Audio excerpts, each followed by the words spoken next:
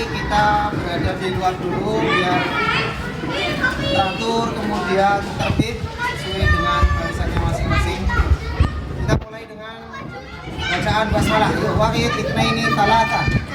Bismillahirrahmanirrahim. Raditu billahi rabban wa bil islami dinan wa bi Muhammadin sallallahu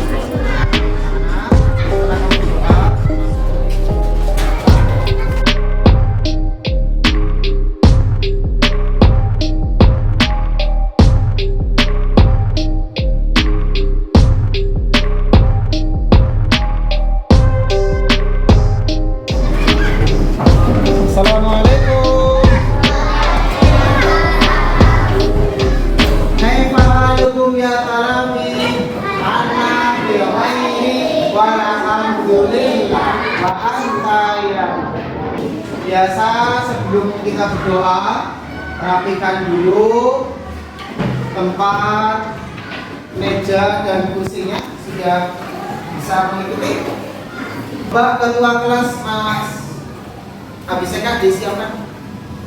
Siap, beri salam. Assalamualaikum warahmatullahi wabarakatuh. Waalaikumsalam warahmatullahi wabarakatuh.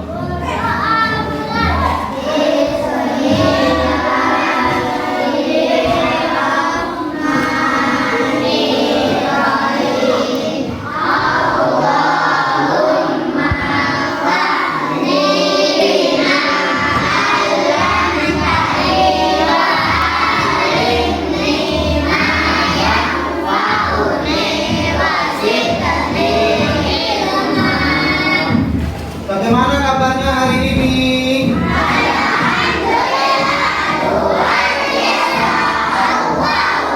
Masih semangat? Mana semangatmu? Mana semangatmu? Satu kali tepuk semangat.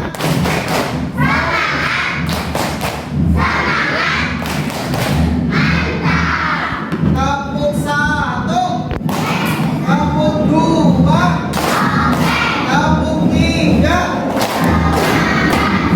tepuk lima. Alhamdulillah pada kesempatan pagi hari ini kamu alhamdulillah sudah semangat, kemudian sudah sarapan. Pasti nanti ketika belajar harus lebih semangat. Sebelum kegiatan belajar mengajar dimulai pada hari ini, maka Suri ingin mengabsen, ya, absen kelas, ya, mau mengabsen kelas. Mudah-mudahan yang berangkat hari ini tidak seperti kemarin, ya. Mudah-mudahan berangkat semua, amin ya robbal. Arya Dwi Andika, Asbi Rizky Ramadhani, Brian Abiseka Al-Farisi, Tika Sofiana, Zahra Alia Nabila. Alhamdulillah pada pertemuan kali ini anak-anakku semuanya dalam keadaan sehat walafiat, jadi bisa berangkat ke sekolah untuk menuntut ilmu. Maka Suri kasih motivasi dulu bahwa menuntut ilmu itu adalah kewajiban bagi seorang muslim dan muslimah. Ya, Rasulullah mengatakan, "Utlubul ilmi minal mahdi ilal lahdi." Carilah ilmu dari ayunan sampai ke liang lahat. Itu artinya menuntut ilmu itu sangat penting. Kata Nabi, carilah ilmu dari ayunan bayi sampai ketika kita mau meninggal dunia, disuruh untuk menuntut ilmu. Makanya kita masih, kamu duduk di kelas 4 semangat untuk menuntut ilmu, ya, sampai kamu menjadi anak yang soleh dan soleha, anak yang pintar. Kewajiban seorang muslim adalah untuk menuntut ilmu. Anak-anakku yang saya banggakan dan saya cintai, hari ini pelajarannya apa anak-anak? Akidah. Ayo kita buka dulu bukunya, ya. Buku akidah akhlak dibuka, taruh di meja. Kita siap untuk belajar. Buku sama LKS-nya. Ya. Anak-anakku yang saya banggakan dalam saya cintai, tepuk fokus.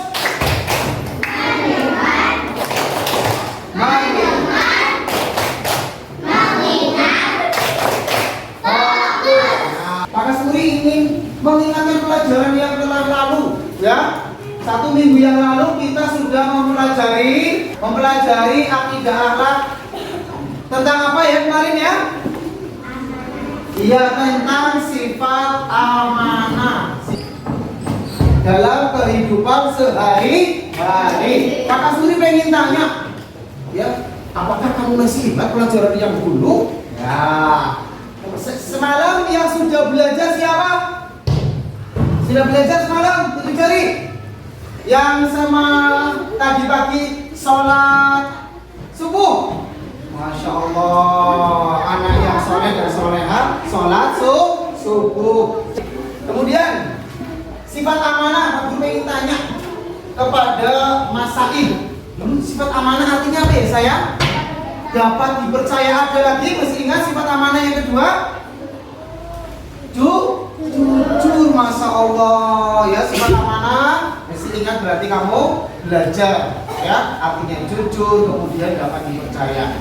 Pelajaran yang telah lalu jangan sampai kamu dilupakan, ya. Pada pembahasan kali ini Pak Kasuri ingin menyampaikan tujuan pembelajaran pada saat ini adalah peserta didik atau siswa dapat memahami cara menghindari sifat kikir dan kufur nikmat dalam kisah Sa'labah. Nanti akan saya putarkan video tentang kisah Sa'labah. Nanti dalam video kisah Sa'labah kamu bisa mencermati, ya, isinya tentang apa. Kemudian kriteria ketercapaian tujuan pembelajaran KTTP. Setelah kamu mempelajari tentang sifat kikir, kufur nikmat dalam kisah Sa'labah, nanti kamu diharapkan apa? Kriterianya adalah 1, peserta didik mampu menyebutkan cara menghindari sifat kikir. Yang kedua, peserta didik mampu memahami sifat kufur. Kufur itu apa? Nanti kamu akan saya jelaskan. Kemudian yang ketiga, KTTP yang ketiga, peserta didik mampu menyebutkan bahaya sifat kikir. Yang keempat, peserta didik dapat mengetahui cara bersyukur. Dan yang kelima, peserta didik dapat menyebutkan hikmah dari kisah Sa'labah. Anak-anakku yang saya banggakan dan yang saya cintai, sebelum Pak Kasuri melanjutkan ya materi kali ini, Pak Kasuri bertanya, apa arti syukur? Syukur apa? Alhamdulillah saya dapat rezeki. Syukur itu artinya apa? Bagaimana cara kita bersyukur atas nikmat Allah? Mas Said, kamu diberikan nikmat oleh Allah berupa mata. Bagaimana cara bersyukurnya, Mas Said? Diberikan kesehatan mata, cara bersyukurnya adalah dengan cara menggunakan nikmat mata itu untuk kebaikan membaca Al-Quran. Ya, kamu diberikan nikmat sehat, Garita. Kamu mengerjakan apa setiap hari? Diberikan badan sehat. Laksanakan sholat 5 waktu. Apakah kamu sudah terbiasa setiap hari Senin dan Kamis bersedekah? Ya. Ya, itu bagian dari cara kamu mensyukuri nikmat Allah. Nah, video kisah Sa'labah kita simak dulu. Mari kita perhatikan bersama kisah Sa'labah sebagai berikut. Assalamualaikum warahmatullahi wabarakatuh. Ya, kisah Sa'labah. Pada zaman Rasulullah saat masih hidup, ada sahabat yang bernama Sa'labah. Hidupnya sangat miskin dan kekurangan. Namun Sa'labah terkenal sebagai orang yang taat mengerjakan salat berjamaah bersama Rasulullah serta sahabat lainnya. Setelah salat berjamaah di masjid, saya itu Rasulullah menghadir Sa'labah dan tergesa-gesa hendak pulang tanpa membaca wudhu dan berdoa terlebih dahulu.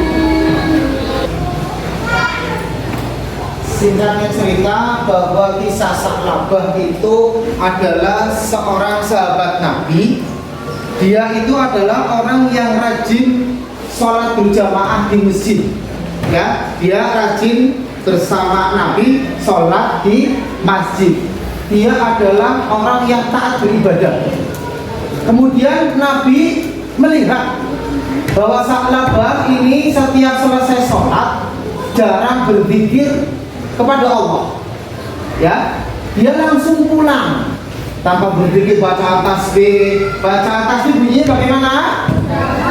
Bacaan takbir bunyinya bagaimana? Bacaan takbir bunyinya bagaimana?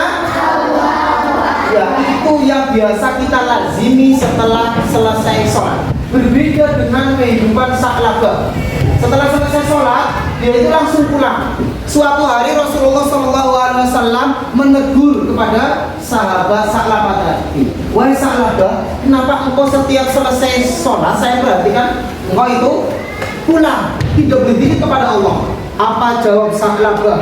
Dia itu ditunggu oleh istrinya di rumah. Pakaian yang dia pakai ketika dia sholat sudah ditunggu istrinya untuk bergantian sholat beribadah kepada Allah Subhanahu wa Ta'ala. Ayo semangat, kapuk semangat, semangat, mantap. Kemudian selanjutnya, sebab timbulnya sifat kikir. Sifat kikir itu ada. Ya, sifat kikir itu dimiliki oleh seseorang apabila satu mencintai harta secara berlebihan. Seperti Pak Sri mengatakan bahwa harta ini milik saya, si kerja saya, yang capek saya, ya ini milik saya. Masa kamu mau minta? Cinta terhadap harta benda yang terlalu berlebihan. Kemudian yang kedua, pembiasaan nilai positif dalam kehidupan sehari-hari.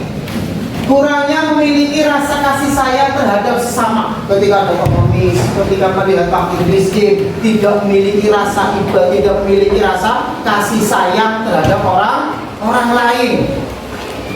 Selanjutnya, bahaya dari sifat kikir. Apa sih bahayanya Pak kita memiliki sifat kikir? Satu, Allah dan seluruh makhluk membencinya. Kemudian neraka adalah tempat yang layak baginya. Kalau orang itu kikir, tidak mau berbagi, maka Allah diancam neraka. Kemudian yang ketiga, coba dibacakan Mbak, yang ketiga, akan menemui kesukaran di dunia. Iya, akan menemui kesukaran di dunia dan di akhirat. Kemudian pesan yang tersirat atau yang kita ambil dari kisah Sa'labah tadi, video kamu sudah menyimak bersama. Jadi dengan kisah Sa'labah tadi kita dapat mengambil kesimpulan ibadah tanpa pandang keadaan. Yang kedua, selalu bersyukur. Yang ketiga, menghindari sifat kikir dan takabur. Kemudian beribadah kepada Allah Subhanahu wa Ta'ala. Anak-anakku yang saya banggakan dan saya cintai, ada yang mau ditanyakan dari penjelasan tentang sifat kikir, kufur, nikmat, kisah Sa'labah? Monggo yang mau tanya. Ya, berarti sudah paham ya? Sudah paham tentang kisah Sa'labah? Kemudian Pak Kasuri ingin, sudah dibentuk ini ada berapa kelompok? Ada 5 kelompok, 1, 2, 3, 4, 5 ya. Nanti Pak Kasuri bagi lembar kerja kelompok. Seperti biasa ditulis kelompok berapa, nama kelompoknya apa, siapa teman-teman kamu, kemudian didiskusikan ya, diskusikan. Kelompok 2 maju Mas Rama, langsung ditulis kelompok 1, nama kelompoknya siapa saja. Kelompok 3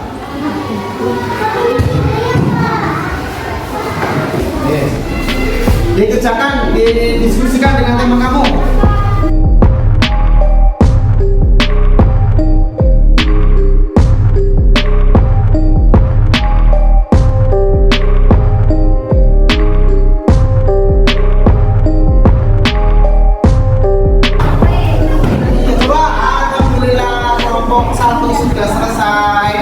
Tolong disampaikan hasil diskusi dengan teman-teman kamu. Ayo Mas, silakan Mas.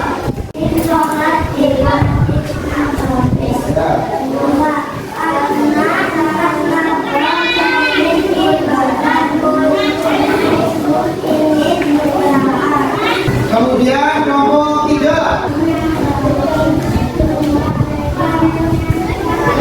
Nomor 4. Presentasikan dengan nomor diskusinya. Sebelum Pak Kasuri menilai, nanti sambil menunggu nilai, Pak Kasuri ingin di antara kalian tadi menyimpulkan hasil pelajaran yang telah saya sebutkan dapatkan tadi di atas. Ya, yang pertama apa?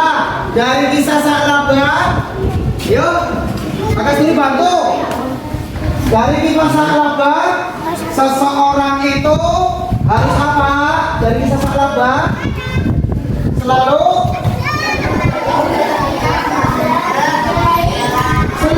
beribadah, dia selalu beribadah baik lapang maupun sempit. Kemudian dari hikmah kisah sahabat yang kedua apa? Dia selalu bersyukur. Yang ketiga, menghindari sifat takabur dan kikir. Sifat takabur dan kikir.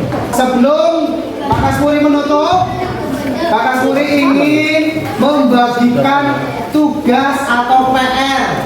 Ya, tugas PR nanti kerjakan di rumah. Lembaran pengamatan ini dikerjakan di rumah salah satu. Tugas individu, itu tugas bareng-bareng. Ya, sekarang ini PR tugas individu, tugas perorangan, ditulis nama. Sekarang kita berkemas-kemas, dirapikan bukunya. Yuk, berkemas-kemas, rapikan bukunya, dimasukkan ke tas.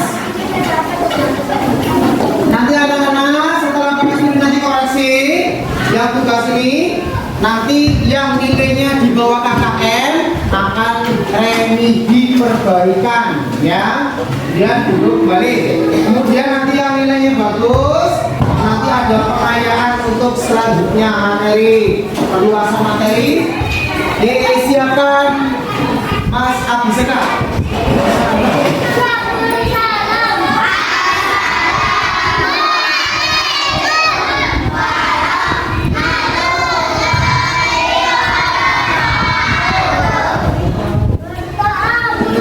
Subhanallahumma wa bihamdika asyhadu an la ilaha illa anta astaghfiruka wa atubu ilaik.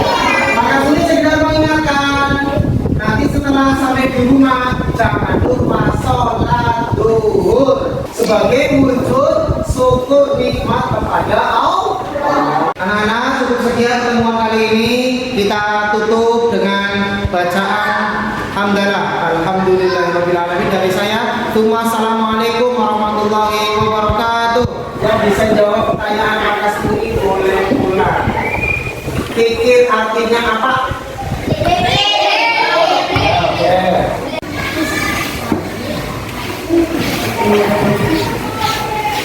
Bagaimana cara mensyukuri nikmat Allah?